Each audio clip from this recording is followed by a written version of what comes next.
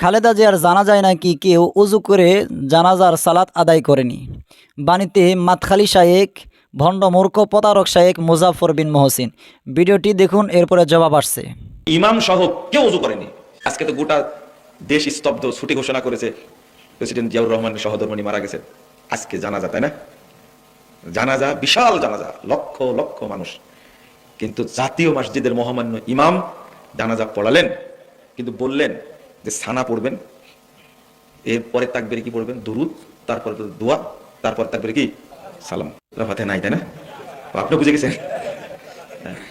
জাতীয় মসজিদের ইমাম থামেন, উনি এইগুলো না বলেও সালাতটা পড়তে পারতেন না? বুঝেননি কথা? আগেও পড়েছে অনেক জানাজা, বলতে পারতেন। কিন্তু এই ঘোষণাটার মাধ্যমে উনি সূরা ফাতিহাকে ইগনোর করেছেন। দুই, উনি ছবি তোলার দিকে মনোযোগ আছে। আবার এটাও বলছেন এটা তো দোয়া।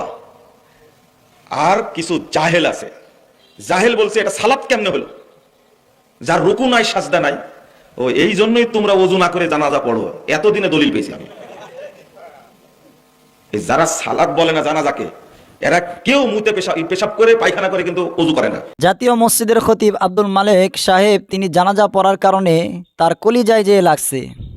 এই ভণ্ড প্রতারক মুজাফর এবং মুজাফরের মুরিদদেরকে প্রশ্ন ছুড়ে দিলাম, জানাজা যে এটা একটা সলাত, নামাজ, এর সুস্পষ্ট একটি সহিহ হাদিস লাগবে না, হাসান হাদিস লাগবে না, একটা জয়ীফ হাদিস দিয়ে প্রমাণ করো জানাজা একটা নামাজ।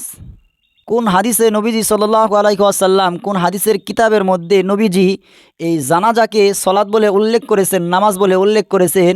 ভণ্ড প্রতারক এবং ভণ্ড প্রতারকের মুরিদদের কাছে প্রশ্ন রেখে গেলাম। পারলে দলিল দিয়ে কমেন্ট বক্সে প্রমাণ করো, আর ভিডিওটি শেয়ার করে দিন।